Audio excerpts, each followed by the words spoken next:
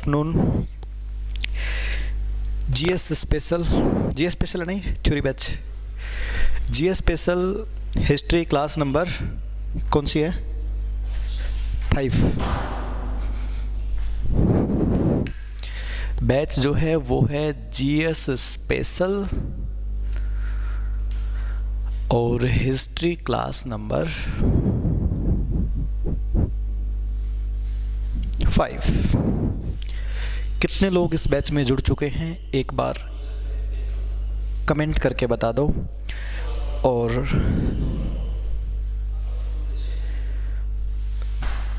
बताइए मुझे कितने लोग इस क्लास में जुड़ चुके हैं, एक बार कमेंट करके बताइएगा जी। जो लोग भी क्लास देख रहे हैं, व्हाट इज दिस?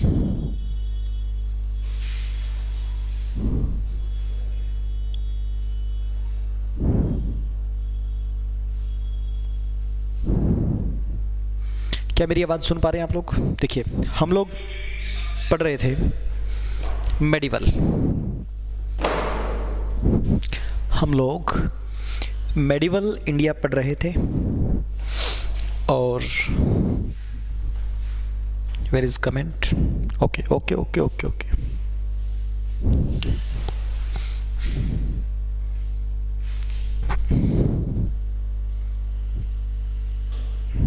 देखिएगा जी,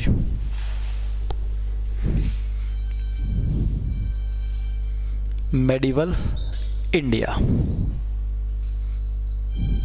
हम लोग पढ़ रहे थे 712 से लेके 1857 तक। बता दीजिएगा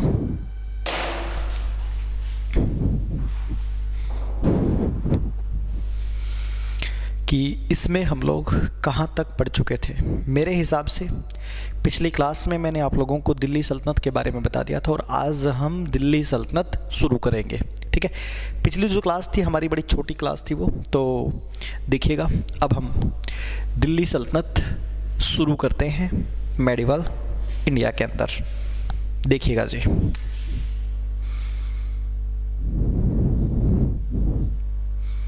कल की क्लास आप लोगों ने देखी होगी, दिल्ली सल्तनत। दिल्ली सल्तनत जो है ये 1206 से लेके 1526 तक चलेगी दिल्ली सल्तनत। दिल्ली सल्तनत का जो पहला वंश होगा वो है गुलाम वंश। अब हमें गुलाम वंश को पढ़ना होगा। गुलाम वंश 1206 से लेके 1290 तक चलेगा जी। वेरी गुड आफ्टरनून अंशुल, मुझे बताएं क्या इस बैच में यही चल रहा था? गुलाम वंश को दास वंश भी कहा जाता है, इसको मामूलक वंश भी कहते हैं और स्लेव डेंसिटी भी कहा जाएगा।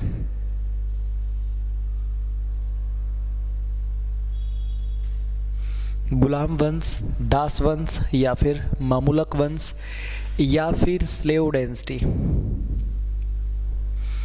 तो अब हम पढ़ेंगे दिल्ली सल्तनत का पहला वंश गुलाम वंश। देखिएगा जी, गुलाम वंश में शुरुआत करते हैं हम पहले शासक से। गुलाम वंश का संस्थापक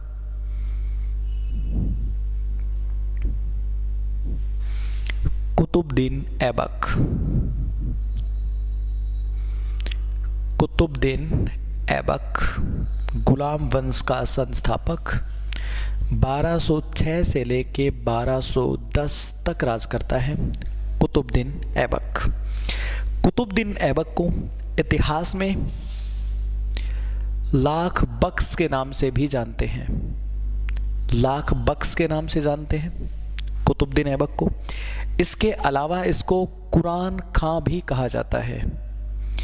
लाख बख्श या फिर कुरान खां के नाम से कुतुबुद्दीन ऐबक को जानते हैं। कुतुबुद्दीन ऐबक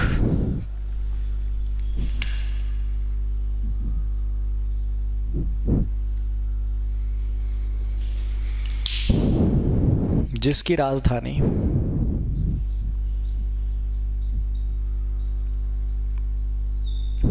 राजधानी होगी लाहौर। ये दिल्ली सल्तनत का पहला शासक है, लेकिन राजधानी इसने लाहौर को ही बनाया। इसके जो काम थे, इसने कुव्वत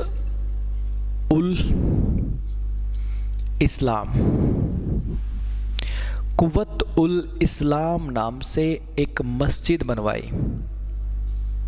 ये मस्जिद दिल्ली में है, कुव्वत उल इस्लाम। इसने एक इमारत बनवाई जिसका नाम है 2.5 दिन का झोपड़ा। 2.5 दिन का झोपड़ा नाम की इमारत ये अजमेर में है। इसके अलावा इसने कुतुब मीनार का निर्माण शुरू करवाया।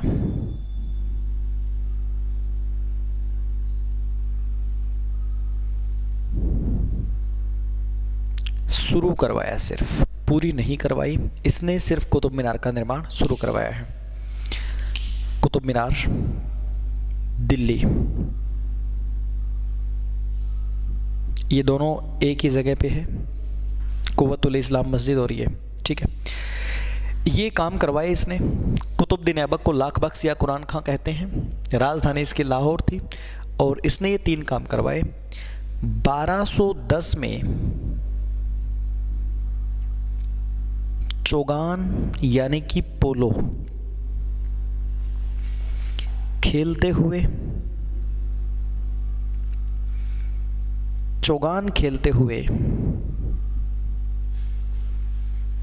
इसकी डेथ हो गई। घोड़े से गिर गया और डेथ हो गई। तो कुतुबुद्दीन ऐबक दिल्ली सल्तनत का पहला शासक या गुलाम वंश का पहला शासक, कुछ इस तरीके से इसकी डेथ हो जाती है। और अगला शासक बनता है इसका बेटा आराम शाह। दूसरा शासक बनता है इसका बेटा आराम शाह,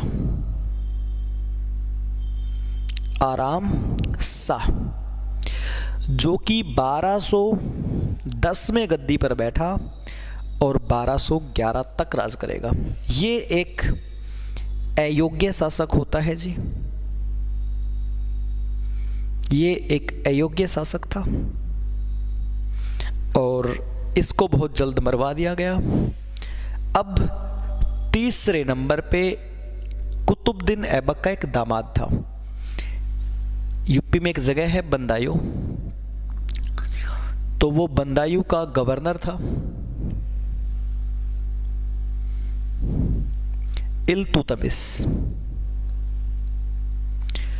इल्तुतमिश बंदायूं का गवर्नर, जो कि बंदायूं का गवर्नर था इल्तुतमिश, वो हत्या कर देता है आराम शाह की और खुद गद्दी पर बैठ जाता है। यानी कि बंदायूं का गवर्नर और कुतुबुद्दीन ऐबक का दामाद अब तीसरे नंबर पे गद्दी पे बैठेगा और जो दिल्ली सल्तनत इसने शुरू की है इसको आगे चलाएगा। कौन? इल्तुतमिश। पहला शासक हमने कवर किया। फटाफट कमेंट करके बता दो, किसी को इसमें दिक्कत है तो फिर हम इल्तुतमिश को पढ़ते हैं। बताइएगा जी, अगर किसी को दिक्कत है तो कमेंट करके बता दीजिएगा। ये है पहला शासक। बताइए, कोई समस्या है अगर तो सारे कमेंट कीजिएगा।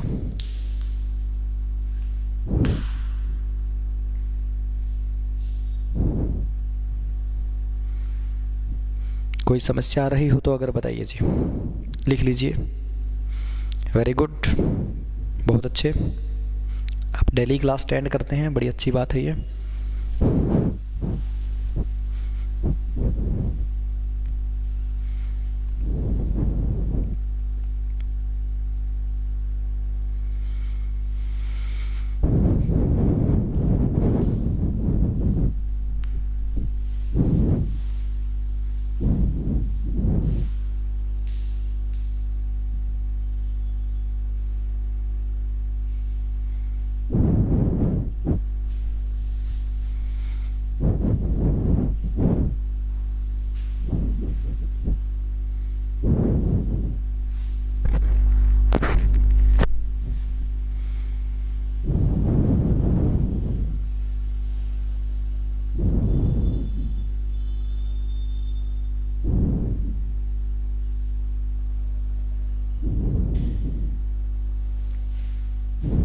जी,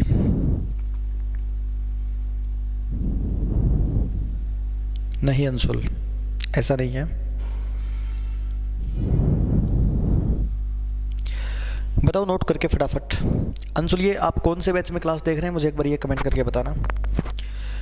ये कहीं कल की तरह गलत तो नहीं चल गई क्लास?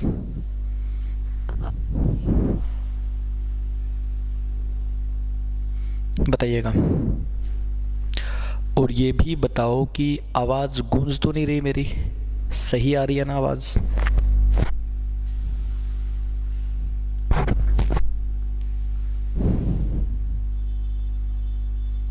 ओके, हो गया। चलिए अब चलते हैं आगे। अगला शासक बनता है कुतुबुद्दीन ऐबक के बाद, आराम सा बना। अब तीसरे नंबर पे वो बंदायूं का गवर्नर इल्तुतमिश गद्दी पर बैठता है।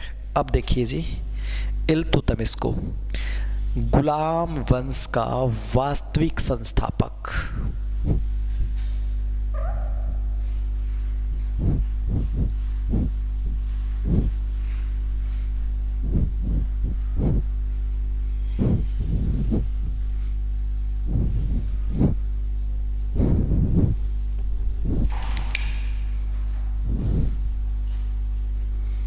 गुलाम वंश का वास्तविक संस्थापक, देखिए जी,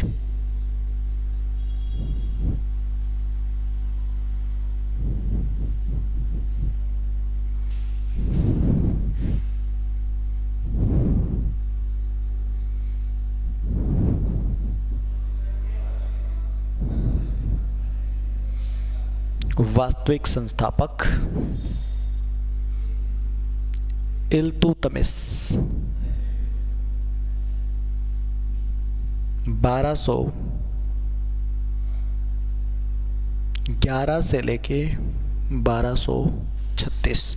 ये गुलाम वंश का ही नहीं, दिल्ली सल्तनत का भी वास्तविक संस्थापक होगा। इसकी खास बात यह है कि ये पहले बंदायूं का गवर्नर हुआ करता था। राजा बनने से पहले बंदायूं का गवर्नर था। और वैसे क्या है ये, इल्तुतमिश कुतुबुद्दीन ऐबक का दामाद।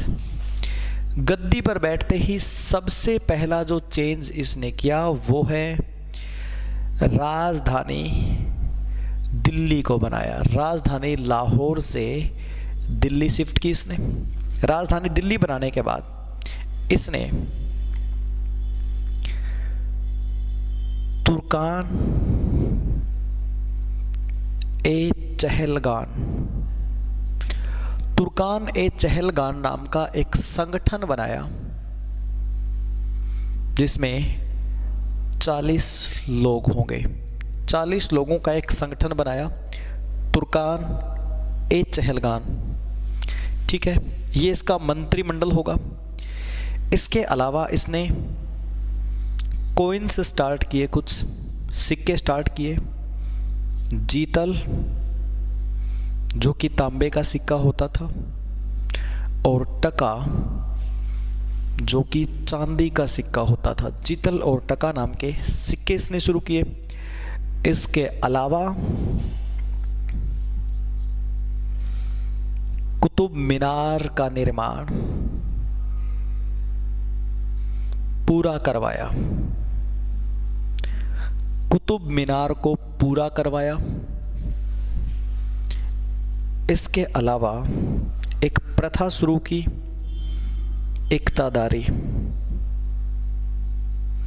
इक्तादारी प्रथा शुरू की।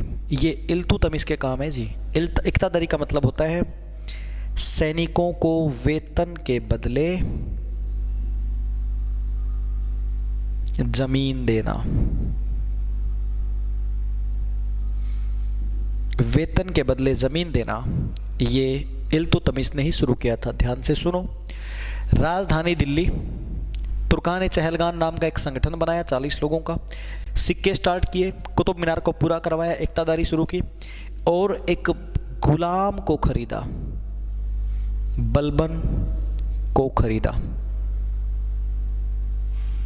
और बलबन को जब खरीदा तो महज ये एक गुलाम बन करके आया था और बाद में बलबन का इतना प्रमोशन हुआ कि बलबन को मिला एक पद, आमीर ए आखुर। बलबन को मिला एक पद आमीर ए आखुर, यानी कि अस्तबल का प्रधान, अस्तबल का प्रधान। ठीक है, ये हो गया जी बलबन, इसका गुलाम। तो बलबन को इतना बड़ा पद मिला। अब देखो, ये है इल्तुतमिश के सिर्फ कार्य, ये तो हैं इल्तुतमिश के कार्य। और अब हम देखेंगे इल्तुतमिश के समय के कुछ अभियान। एक बार आप लोग इसको नोट कर लीजिए, फिर हम देखेंगे इल्तुतमिश के कुछ अभियान।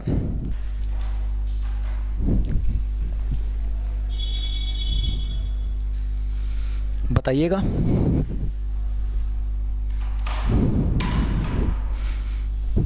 कोई दिक्कत अगर किसी को हो तो।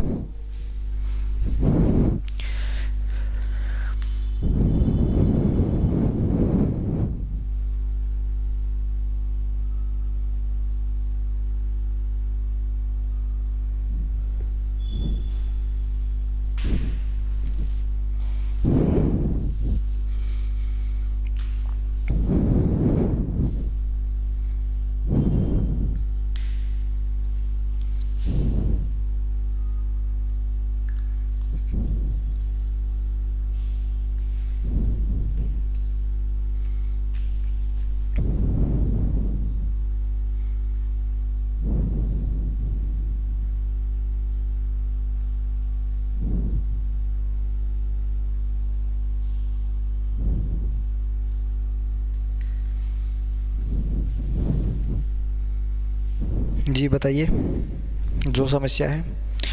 और सब कुछ साफ दिखाई दे रहा है ना, सब कुछ लिख पा रहे हो आप लोग? बताइए जी।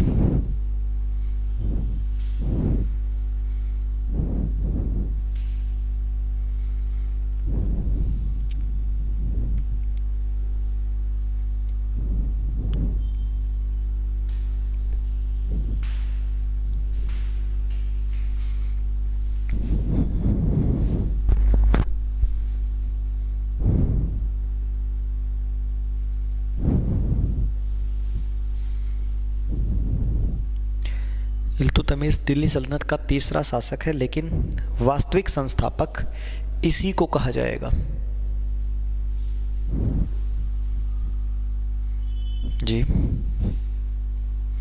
हाँ, सब लोग जो लोग क्लास देख रहे हैं एक बार कमेंट करके बताओ कौन कौन देख रहा है क्लास, पता लगे कितने लोग जुड़े हुए हैं।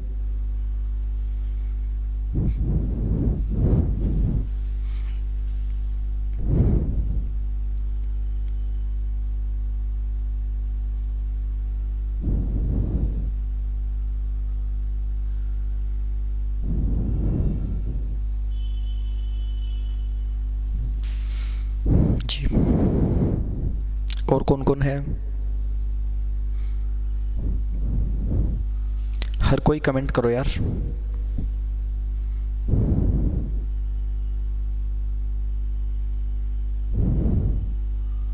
जी very good afternoon Manoj, Rimpy, Anshul, Sunil, Jyoti, ठीक है। साफ दिखाई दे रहा है सबको और क्या समझ में आ रहा है? और लिखने के बाद आप डन लिखेंगे, तब मैं आगे चलूँगा, ठीक है।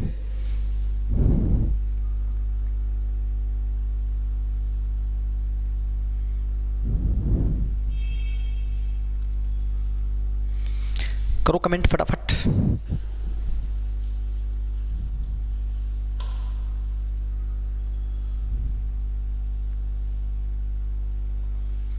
जी हो गया, चलिए जी अब देखिए आगे। इल्तुतमिश के ये तो कार्य थे। अब इल्तुतमिश के समय में कुछ ऐसी बातें भी होती है, देखिएगा।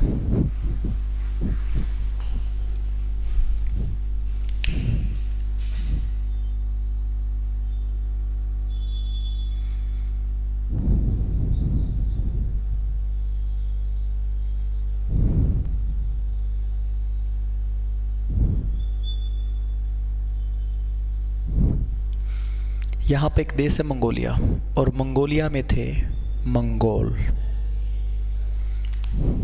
इल्तुतमिश दिल्ली में था, दिल्ली सल्तनत।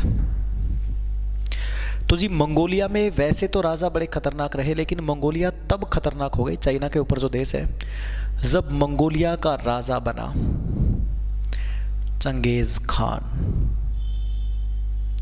चंगेज खान बड़ा खतरनाक था, सबसे क्रूर शासक था मंगोलिया में। तो पूरी एशिया के लोग इनसे डरते थे। चंगेज खान के टाइम तक तो मंगोलिया इतने खतरनाक थे कि सेना का घोड़ा भी अगर चला जाए ना इलाके में तो लोग इलाका छोड़ देते थे। तो इल्तुतमिश के टाइम पे चंगेज खान की सेना की एक टुकड़ी जम्मू कश्मीर के आसपास थी, और उन दिनों जम्मू कश्मीर दिल्ली सल्तनत में नहीं था, एक अलग रियासत था, और जहाँ का राजा था जलाल। जम्मू कश्मीर का राजा था उस समय जलाल। तो जलाल को पता नहीं था कि चंगेज की टुकड़ी है। जलाल ने इस सेना को वापस भगा दिया, यानी कि चंगेज खान की दुश्मनी हो गई जलाल के साथ। 1221 में चंगेज खान ने खुद हमला कर दिया जी जम्मू कश्मीर पे। चंगेज खान ने हमला कर दिया, इसने हमला किया, जलाल गायब। अब जब इल्तुतमिश तक ये बात पहुंची कि चंगेज खान ने हमला किया है, तो इल्तुतमिश ने सोचा अगर जलाल की सहायता की तो चंगेज दिल्ली में भी आएगा। तब इल्तुतमिश ने समझदारी दिखाई। इल्तुतमिश ने जलाल की सहायता नहीं की,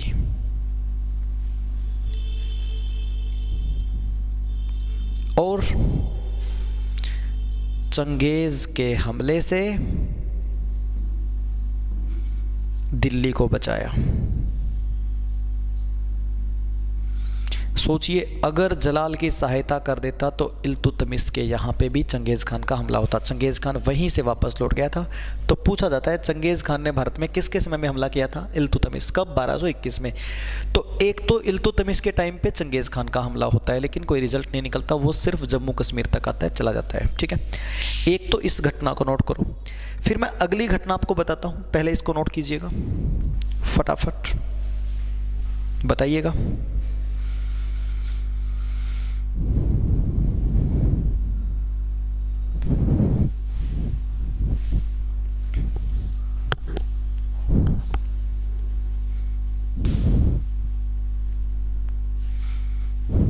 कीजिए इसको नोट।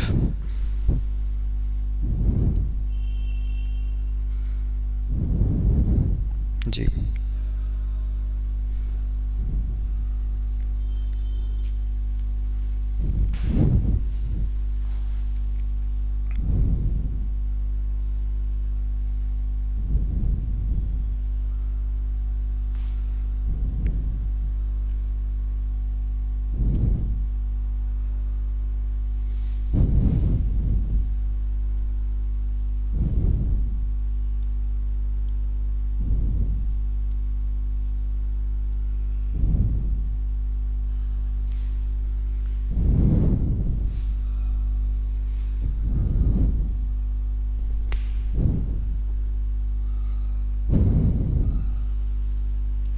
सबने कर लिया क्या? सारे लिखे? कमेंट करें सारे।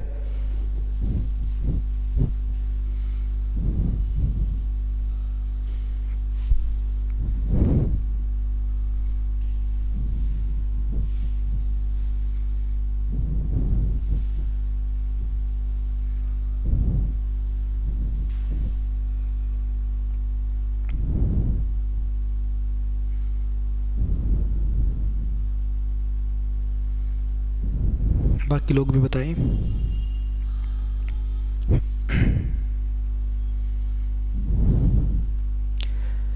अब देखिए जी आगे हो गया। चलिए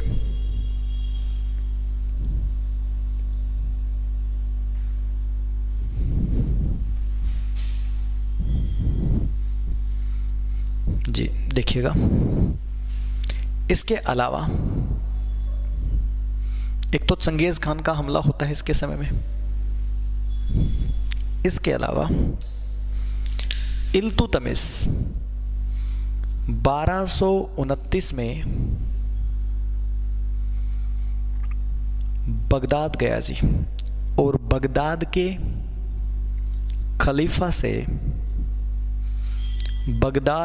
खलीफा से सुल्तान की उपाधि धारण की, सुल्तान की उपाधि प्राप्त की। बगदाद के खलीफा से सुल्तान की उपाधि प्राप्त की इल्तुतमिश ने, और सुल्तान की उपाधि धारण करने वाला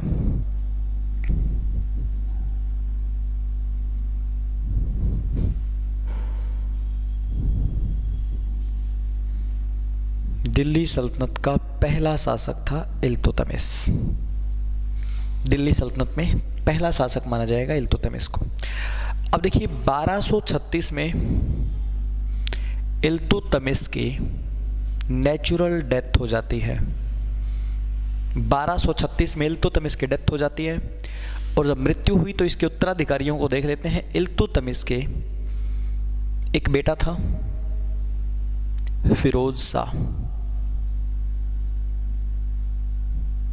एक बेटा था बहराम शाह, एक था निसरुद्दीन महमूद, और एक बेटी थी रजिया। तो जी ऐसा है, इल्तुतमिश चाहता था मेरे मरने के बाद रजिया सुल्तान बने। इल्तुतमिश चाहता था मेरे मरने के बाद रजिया जो है सुल्तान बने, ठीक है। और 1236 में जब डेथ हुई तो गद्दी पे बैठ गया चौथे नंबर पे शासक बनके सबसे बड़ा बेटा फिरोज शाह।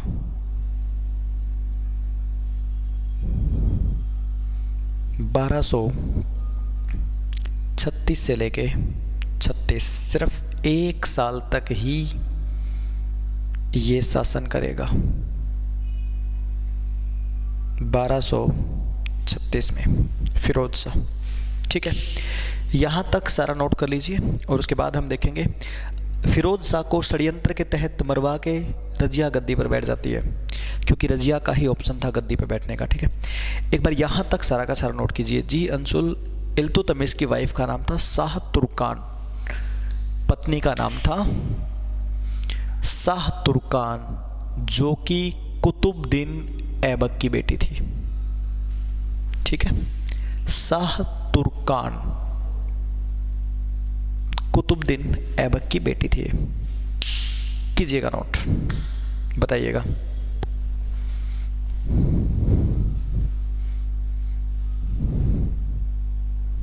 कोई समस्या है आप लोगों को? अगर बताइए जी।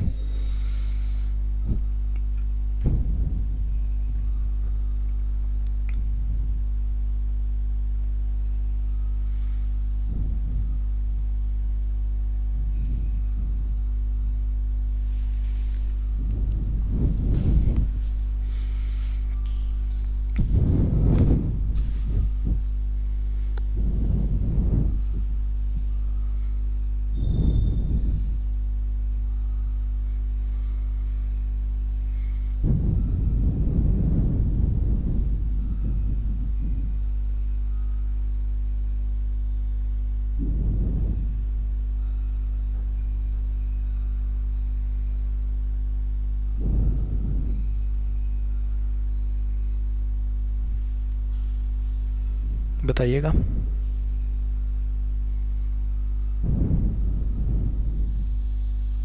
हाँ जी, लिखिए लिखिए, कोई दिक्कत नहीं है।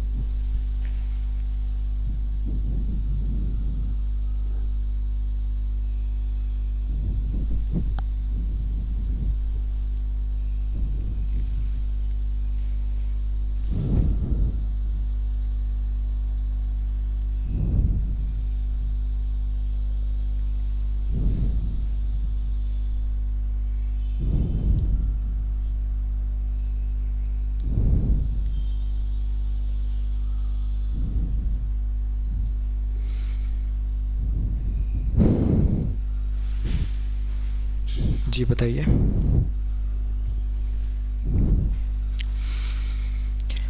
बाकी लोग भी बताएं। मोहित, मनोज, रिम्पी, ज्योति, सब लिख रहे हो क्या?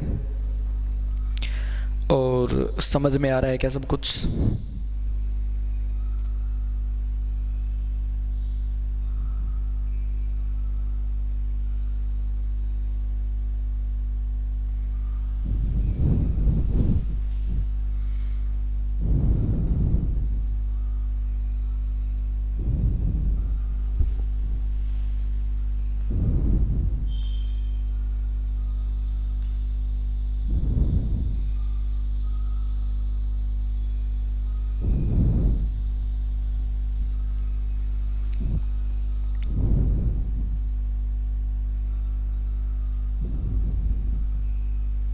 बहुत बढ़िया, डन। चलिए जी आगे। ओके, अब देखिए, अब बनती है रजिया सुल्तान। इस वंश में 4 शासक आगे जा चुके हैं और अब बनेगी रजिया सुल्तान।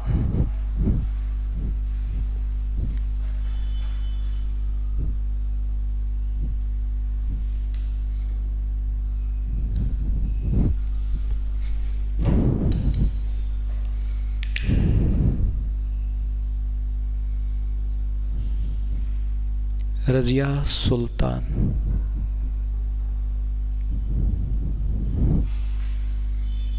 1236 से लेके 1240 तक। रजिया सुल्तान। रजिया भारत के इतिहास की पहली महिला शासक होगी।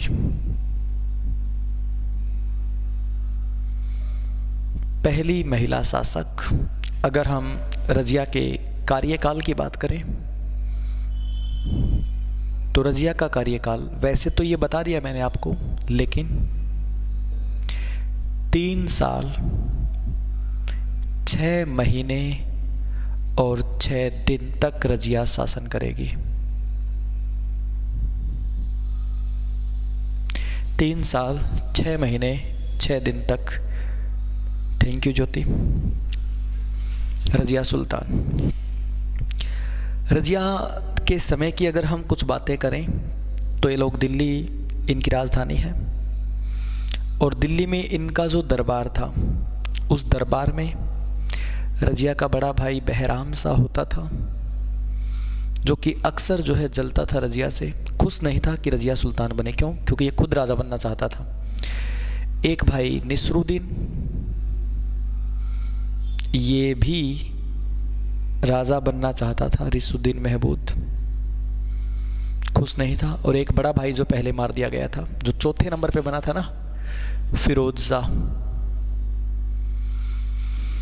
उसको षड्यंत्र करके मरवा दिया गया था। और एक इनके दरबार में है वो बलबन, जो कि आमीर ए आखुर के पद पे था। आमीर ए आखुर कटप्पा वाला पद है जी, जो बाहुबली में कटप्पा के पास था। दिल्ली में बैठी रजिया। रजिया ने गद्दी पर बैठने के बाद काम कुछ ऐसे शुरू करवा दिए। सबसे पहले रजिया ने जो बुर्का होता है ना, बुर्का, उसका त्याग कर दिया। इसके भाइयों ने हंगामा कर दिया लेकिन कुछ नहीं कर पाए। रजिया ने पुरुष राजा की जो ड्रेस होती है ना, पुरुष ड्रेस, पुरुष राजा की जो ड्रेस, वो पहननी शुरू कर दी, किंग राजा की तरह। हंगामा कर दिया भाइयों ने, लेकिन कोई दिक्कत नहीं। रज़िया ने शिकार पर जाना शुरू कर दिया। ये लड़कियों को अलाउड नहीं था, सब शिकार पर जाना शुरू कर दिया। ये सब अलाउड था नहीं लड़कियों को।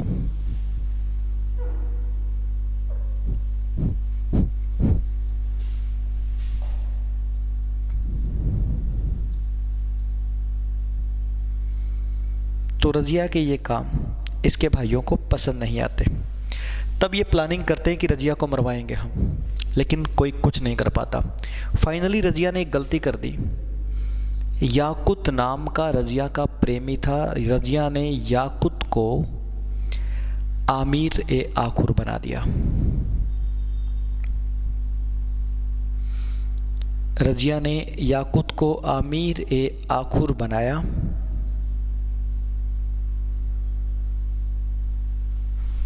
और बलबन भी भड़क गया। अब पूरा सिस्टम रज़िया के खिलाफ है और प्लानिंग करते हैं। तब वो सारे के सारे भटिंडा पहुंचते हैं। उस समय भटिंडा का गवर्नर था अल्तुनिया। वो लोग अल्तुनिया के पास पहुंचते हैं और रज़िया के खिलाफ भर देते हैं। एक्चुअल में अल्तुनिया भी रज़िया से प्रेम करता था, बचपन से साथ रहे थे।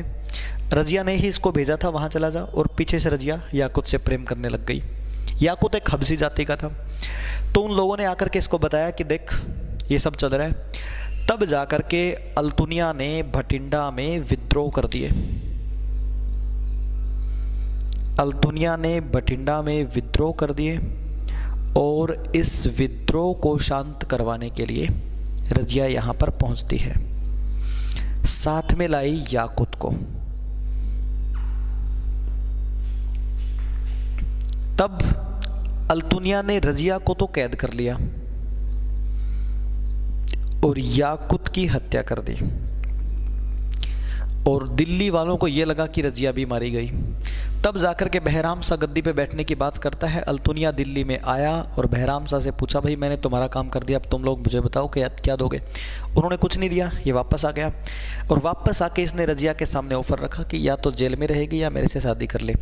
रज़िया ने इससे शादी कर ली। अब दोनों शादी करके दिल्ली के लिए रवाना होते, लेकिन इससे पहले ये लोग दिल्ली पहुँचे।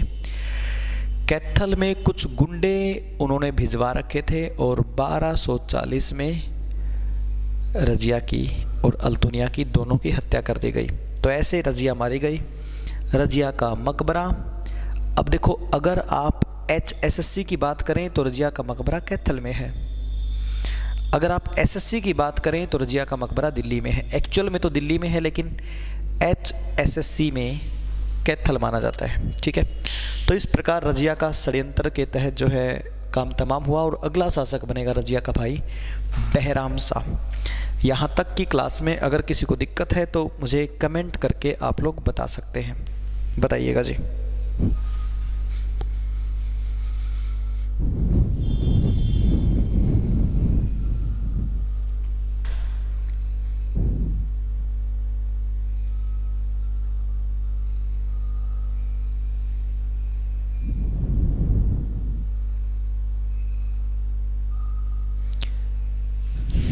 बताइए जी फटाफट।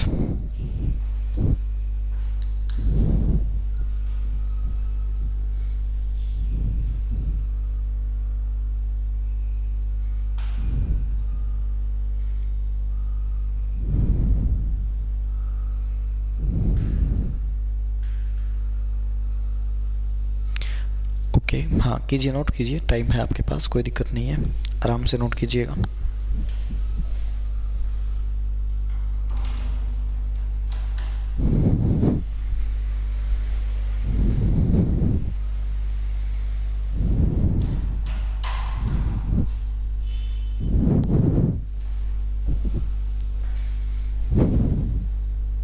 बताइएगा।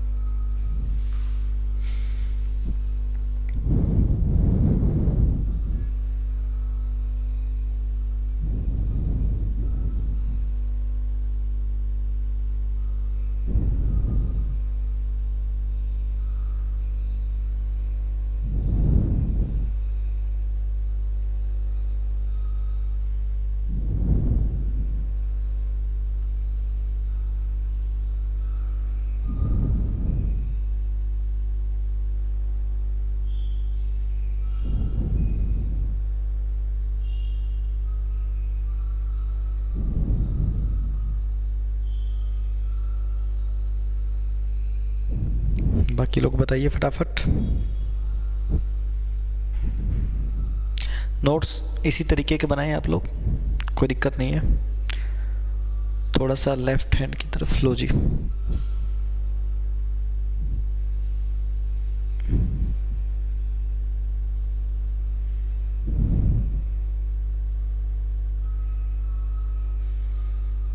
हो गया ना? चलिए अब देखिएगा आगे। अब रजिया की जैसे ही डेथ हुई, रजिया के बाद 3 शासक आए नाम मात्र के। रजिया के बाद समझो ये सल्तनत की गद्दी जो है बिखरने वाली थी।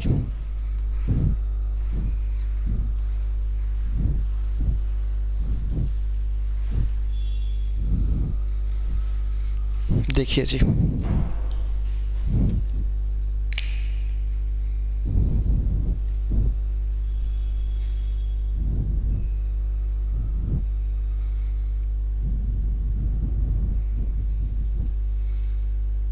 रजिया के बाद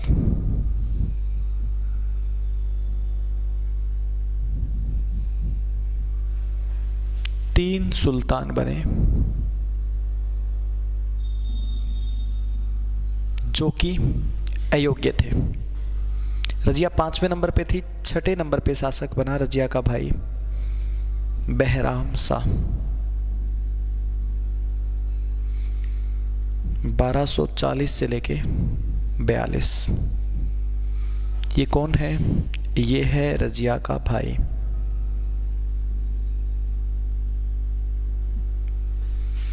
सातवें नंबर पे गद्दी पे बैठा मसूद शाह। 1242 से लेके 46। ये है फिरोज शाह का बेटा, यानी कि इल्तुतमिश का पोता और रजिया का भतीजा। इसने इसको मारा, खुद गद्दी पे बैठ गया। और मसूद शाह को मारा निसरुद्दीन महमूद ने, रजिया का जो सबसे छोटा भाई बचा हुआ था। निसरुद्दीन महमूद रजिया का भाई। तो रजिया के बाद 3 शासक आए, रजिया का भाई, फिर रजिया का भतीजा और रजिया का भाई। ये 1246 से लेके 66 तक राज करेगा। इसके समय में जो बलबन था वो इसका प्रधानमंत्री बन के रहा था, बलबन। और बलबन ने प्रधानमंत्री के तौर पे ही 1265 में मेवातियों का दमन किया था। मेवातियों का दमन 1265 में इसने मेवातियों का दमन किया था। ठीक है। और जब बलबन ने किया था, जब तक सुल्तान नहीं बना था बलबन, 66 में जब इसकी डेथ हो गई तो अगला सुल्तान बनेगा बलबन। यहाँ तक किसी को कोई दिक्कत है तो बताओ। इसको पहले नोट करो, आराम से तरीके से कीजिएगा नोट, और फिर बताना अगर किसी को इसमें दिक्कत आ रही है तो पूछिएगा, जिसको जो पूछना है कीजिएगा नोट।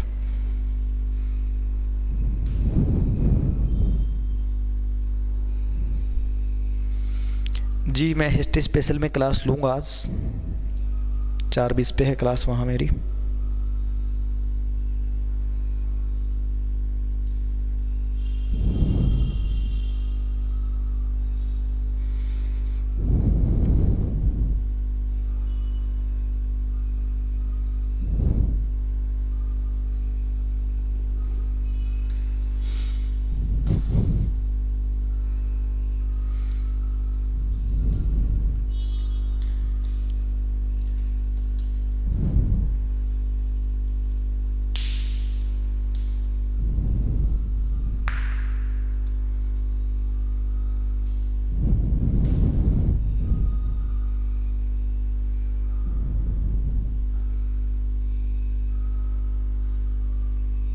बताइएगा।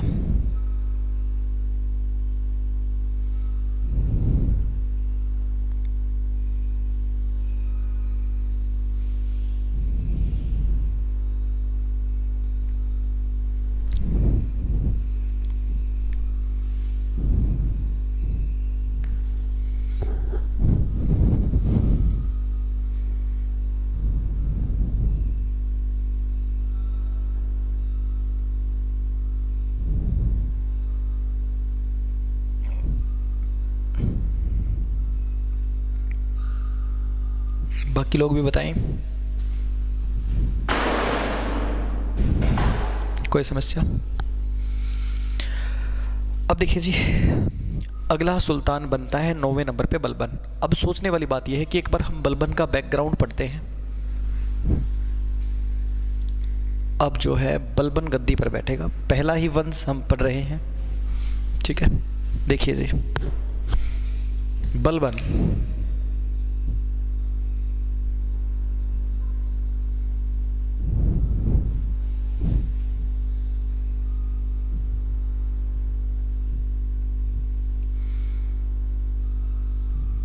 (1266) में सुल्तान बनता है, 86 तक रहता है। बलबन को तो हमें पढ़ना होगा, लेकिन पहले इसका बैकग्राउंड देखते हैं कि बलबन पहले क्या था। देखिए, इल्तुतमिश के समय में बलबन गुलाम बन करके आया था, बाद में सेनापति बना, गुलाम से सेनापति बना, फिर आमीर ए आखुर बना, उसके बाद बलबन प्रधानमंत्री बना। ये किसके समय में बना? नसीरुद्दीन महमूद के समय में। और फाइनली सुल्तान बना, 9वां सुल्तान बना। तो बलबन ने इल्तुतमिश से लेके, यानी कि तीसरे शासक से लेके और 9वें शासक तक का कार्यकाल देखा है, इतने लोगों के दरबार में रहा है। इल्तुतमिश के समय में आया था और खुद 9वें नंबर पे सुल्तान बना है। तो बलबन ने 6 राजाओं का कार्यकाल देखा है, 6 सुल्तानों का कार्यकाल। बलबन 6 सुल्तानों का कार्यकाल देखा है, और कितना एक्सपीरियंस होगा बलबन को, ये भी आप सोचिएगा। एक बार आप लोग इसकी ये बातें लिखिए, फिर मैं आपको बताता हूँ आगे। लिखिएगा।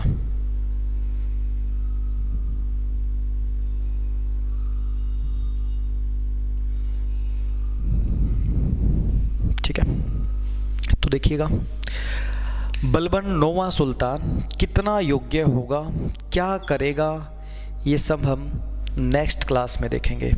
अगली क्लास में हम लोग बलबन को देखने वाले हैं, ठीक है। तो चलिएगा, thank you very much, bye bye.